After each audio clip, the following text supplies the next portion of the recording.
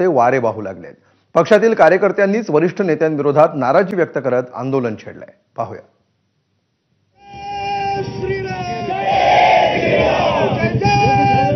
सोलापूर भाजप कार्यालयासमोर जमलेली मोठी गर्दी, तुफान घोषणाबाजी, कुठे नाराजी तर कुठे रोष आणि असंतोष। घोषणाबाजी करणारे हे कार्यकर्ते कोण्या विरोधी पक्षाचे नाहीत, तर भाजपचेच कार्यकर्ते भाजपच्याच कार्यालयाबाहेर ऐन दिवाळीत आंदोलन करतात।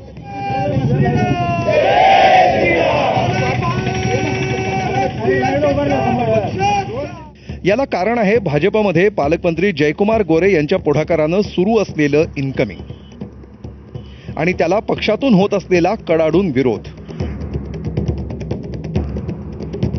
त्यातलं सर्वाधिक चर्चेत असलेलं नाव म्हणजे काँग्रेसचे माजी आमदार दिलीप माने। त्यांच्या पक्षप्रवेशावरून आता भाजपमध्येच वादाला तोंड फुटलंय।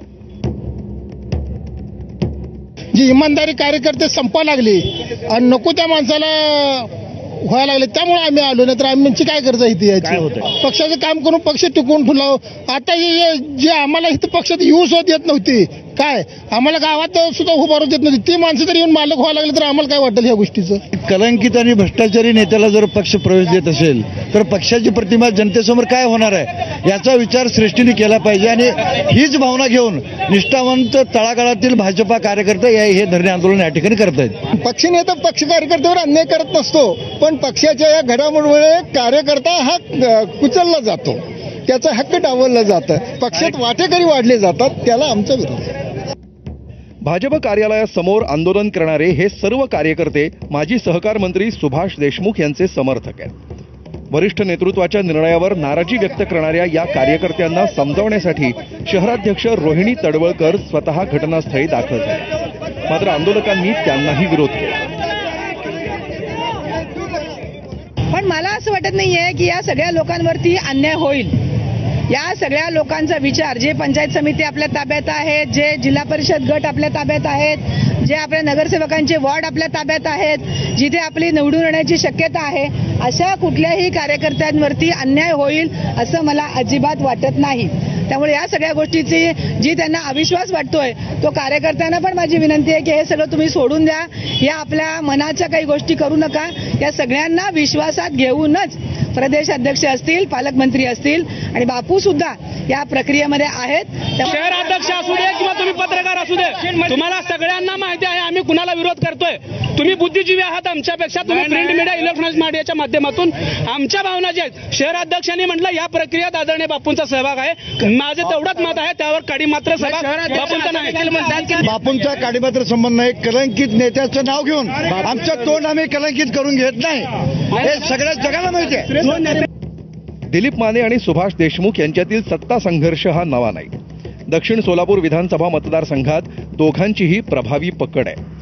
दोघंही एकमेकांचे कट्टर प्रतिस्पर्धी राहिले। मागच्या निवडणुकीत काँग्रेसमधील तिकीट वाटपाच्या वादानंतर माने काँग्रेसपासून लांबच राहिले। सोलापूर कृषी उत्पन्न बाजार समितीच्या निवडणुकीत आमदार सचिन कल्याण शेट्टी यांच्या सहकार्यानं यश मिळवलं आणि भाजपच्या दिशेनं वाटचाल सुरू केली। स्थानिक स्वराज्य संस्थांच्या निवडणुका तोंडावर असताना त्यांचा भाजपात प्रवेश आता देशमुख गटासाठी धोक्याची घंटा ठरतोय। उद्या जर पंचायत समिती, जिल्हा परिषद आमच्या ताब्यात आल्या, भाजपच्या जास्तीत जास्त सीट आले, परंतु एक मोठा गट तयार होऊन आपल्याला विनंती करतो, बारकाईनं पहा किती आमदार आमच्याकडे येतात, माजी आमदार, आजी आमदार किती आहेत, महापालिकेत असतील, जिल्हा परिषदला आपलं ग्रामीण भागात असतील, हे सगळे जर उद्या एक झाले आणि एक गठ्ठ्यानं जर जिल्हा परिषदेचा अध्यक्ष जर भाजपचा व्हायला लागला दिसताना मला असं वाटतं की हे उद्या धोका आहे। हे सर्वजण जिल्हा परिषदचा अध्यक्ष भाजपचा होऊ देतील का नाही शंका आहे मनामध्ये। दिलीप माने यांनी मात्र या संपूर्ण आंदोलनावर मौन राखलंय। त्यांनी ना सुभाष देशमुखांविषयी भाष्य केलंय, ना भाजपा कार्यकर्त्यांच्या आंदोलनावर बोलणं पसंत केलंय। मात्र माजी उपमहापौर राजेश काळे यांनी पक्ष कार्यालयासमोरील आंदोलनाला स्पॉन्सर्ड आणि स्टंटबाजी म्हटलंय।